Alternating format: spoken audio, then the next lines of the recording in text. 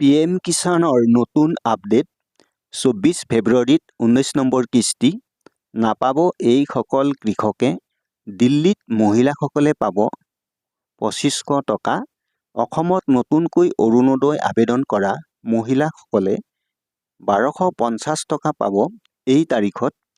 গোটৰ মহিলাসকলে লাভ কৰিব চৰকাৰৰ বিশেষ উপহাৰ এই তাৰিখত।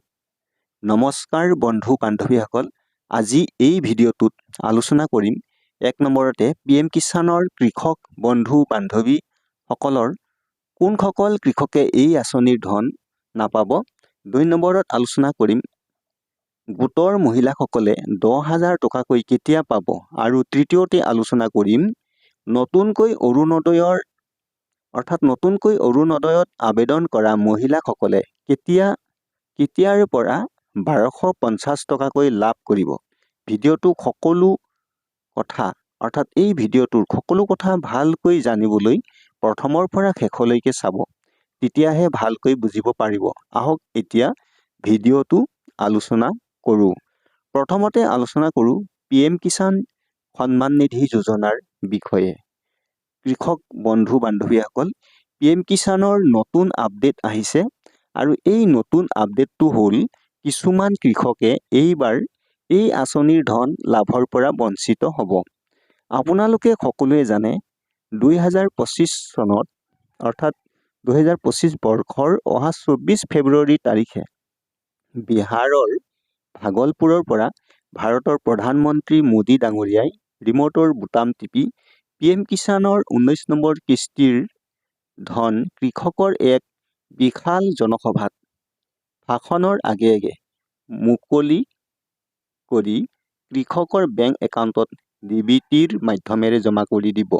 আৰু এই ধন যিসকল হিতাধিকাৰীৰ eKYC লেণ্ড চিডিং, আধাৰ বেংক একাউণ্ট চিডিং সকলো ঠিক আছে, সেইসকল কৃষকৰ একাউণ্টতহে জমা হ'ব।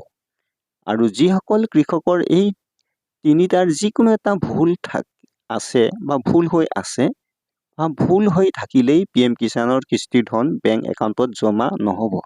গতিকে এই ধন পাবলৈ হ'লে নিজৰ eKYC লেণ্ড চিডিং আৰু আধাৰ বেংক একাউণ্ট চিডিংবোৰ ঠিক কৰি ৰাখিব লাগিব।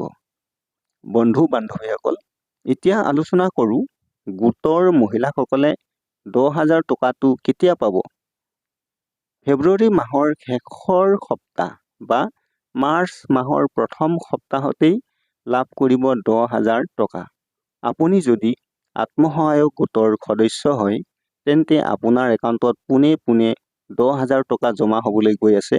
গোটৰ মহিলাসকলে প্ৰথম পৰ্যায়ত লাভ কৰিব 10,000 টকা, দ্বিতীয় পৰ্যায়ত লাভ কৰিব 25,000কৈ টকা আৰু তৃতীয় পৰ্যায়ত লাভ কৰিব 50,000কৈ টকা। আৰু এই ধন পোৱাৰ পিছত যদি আপোনাৰ ব্যৱসায় ভালদৰে চলি থাকে, তেন্তে ভৱিষ্যতে আৰু অধিক ধন পাব চৰকাৰৰ পৰা। বাছনিভুক্ত প্ৰতিগৰাকী মহিলাই পাব এই ধন। ইতিমধ্যে আত্মসহায়ক গোটৰ মহিলাসকলৰ নথিপত্ৰ ভেৰিফিকেশ্যনৰ কাম সমাপ্ত হৈছে। এই ধন পাবলৈ আপোনাৰ বেংকৰ সমস্যা থাকিলে এতিয়াই ঠিক কৰি লওক, নহ'লে আপোনাৰ বেংকত এই ধন জমা নহ'ব পাৰে।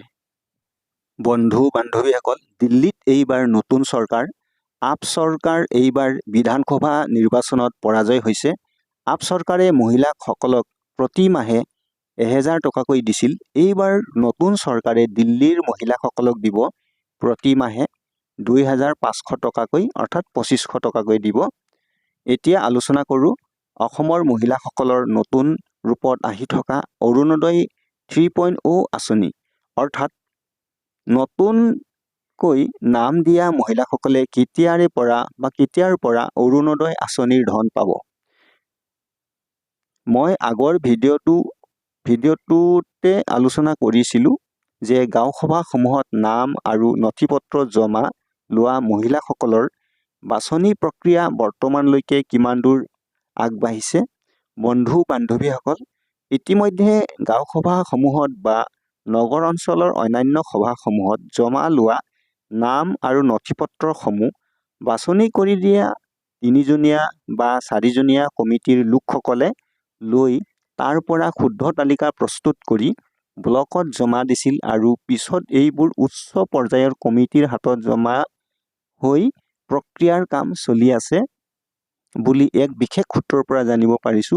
এই প্ৰক্ৰিয়াৰ কাম শেষ হ'লে উপযুক্ত মহিলাসকললৈ একোখনকৈ অৰুণোদয় 3.0 ফৰ্ম আহিব আৰু এই ফৰ্ম লিখি জমা দিব লাগিব।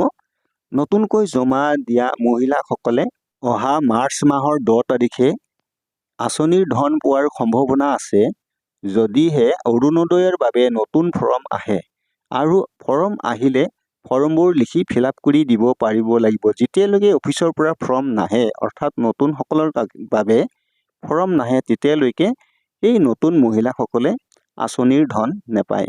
বৰ্তমানলৈকে অৰুণোদয় 3.0 আঁচনিৰ বাবে কোনো ফৰ্ম অহা নাই। আহিলেই মই এই চেনেলৰ যোগেদি আপোনালোকক জনাবলৈ চেষ্টা কৰিম।